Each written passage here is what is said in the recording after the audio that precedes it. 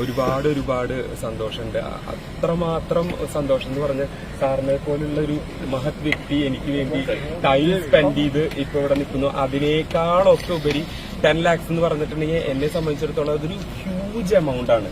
ആ ഒരു amount confidence ഗ്രൂപ്പിന്റെ പേരിൽ സാർ തരുന്നു എന്ന് പറഞ്ഞാൽ അതിനുള്ള നന്ദിയും കടപ്പാടും എല്ലാ കാലത്തും എനിക്ക് ഉണ്ടായിരിക്കും.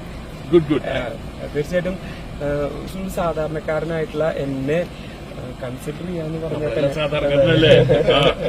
നമ്മള് ദൈവത്തിന്റെ മുമ്പിൽ എല്ലാവരും സാധാരണക്കാരാണ്. എല്ലാം എത്ര വലിയ ബിസിനസ്മാനാണ് എല്ലാവരും സാധാരണക്കാരാണ്. അപ്പൊ അങ്ങനെ ഇതൊരു ദൈവത്തിന്റെ കൃപയും നമുക്ക് എല്ലാവർക്കും ദൈവത്തിനോട് നന്ദി വേണം.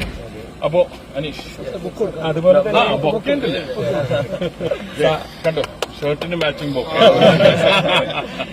അല്ല ഞാനേ സാറിന്റെ ഇപ്പൊ ഇങ്ങനെ സാറിന്റെ ഭാഗത്തുനിന്ന് ഇങ്ങനെ വിളിച്ചു പറഞ്ഞപ്പോ ഞാൻ ശരിക്കും ഞെട്ടിപ്പോയി. കാരണം എന്നെ പോലുള്ള ഒരാളെ കൺസിഡർ ചെയ്യാൻ കാണിച്ച ഒരു മനസ്ഥിതി ഉണ്ടല്ലോ, അതൊരു വലിയ കാര്യമാണ്.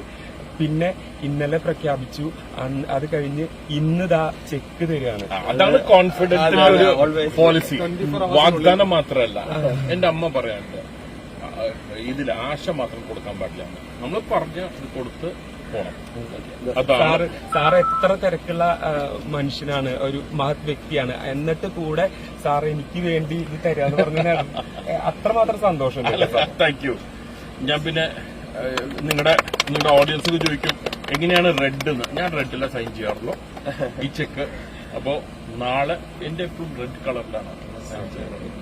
എനിക്കൊരു സ്പെഷ്യാലിറ്റിയാണത്. അപ്പൊ നാളെ ബാങ്കിലിട്ടോളൂ. മറ്റൊന്ന 10 ലക്ഷാധിപതി. അത് വേണ്ട. Thank you. ഒരുപാട് നാളുകളായിട്ട് നമ്മൾ കേൾക്കുന്ന ഒരു പേരാണ് റോയ് സാറിന്റെയും കോൺഫിഡൻസ് ഗ്രൂപ്പിന്റെയും ഒക്കെ.